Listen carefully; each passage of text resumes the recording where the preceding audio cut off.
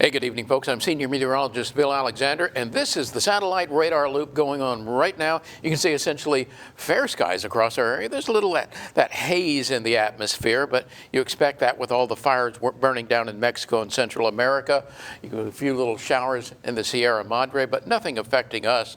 And what we do see is a hot day today, 93 degrees. Now, that's 5 degrees above normal for this time of the year. 78, also about 5 to 6 degrees above normal. That was your low, but no rainfall, and we're looking at similar numbers pretty much all week long as the heat continues to be the dominant factor. You've got 90s and some low triple digits except along the immediate coastline, and that's where you're seeing temperatures here in the middle to upper 80s. You go inland, yeah, you got 90s still. It's still 97 degrees at Hebronville, and we're looking at these dew points remaining in the upper 70s overall, but the far western areas where that tends to mix out a little bit under daytime heating, but it's still quite uncomfortable out there with higher temperatures. So what we're seeing for visibility reductions, little to none, because the winds are pretty much going to stay up overnight, so the atmosphere won't have to chance to settle down and form fog. So what we're looking at overnight tonight, upper 70s to lower 80s for your minimum temperature. Breezy, humid, kind of uncomfortable out there. And then tomorrow, well, just plain hot with highs back in the lower to middle 90s, except along the immediate coastline. Hot, hazy, and humid. You get to use that one pretty much all week long, and that's because of the breezes bringing all that humidity in, high pressure in the upper atmosphere trapping that humidity, along with the smoke from the fires in Mexico and Central America.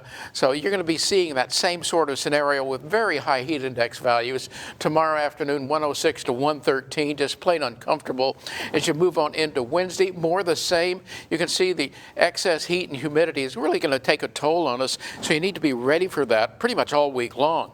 To get away from it, go to the coastal waters. It will still be partly cloudy and hazy, breezy in the afternoon, highs in the middle 80s, still a heat index of 104 degrees, but the water at 86 degrees now. That southeast wind at 15 to 20 knots is going to make for choppy bays, 3 to 5 foot seas. Still, the rip current risk is going to be low, but I expect that to be rising to moderate in the next couple of days.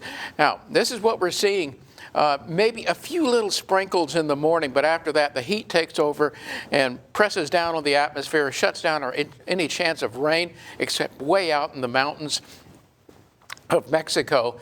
And upper level disturbances are abundant, but they're way too far north of us to give us any rain. You have that high pressure locked in overhead, and that's going to keep us hot and humid without any rain chances for any time to come. In fact, if you look at these numbers, you can see those little sprinkles, and that's really all she wrote.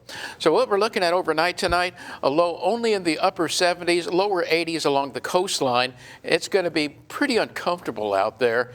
And then well, it's going to be hot, windy, humid, excessive heat, and a heat index value is 106 to 114 pretty much all week long. Even your Memorial Day coming up, you're going to be looking at 93 degrees, a heat index about 110 degrees, and you don't have any rain in that forecast. And moreover, not only do you have the high heat index values in the daytime, overnight, it's going to stay very hot and humid, heat index barely dropping below 90. So remember to hydrate, hydrate, hydrate.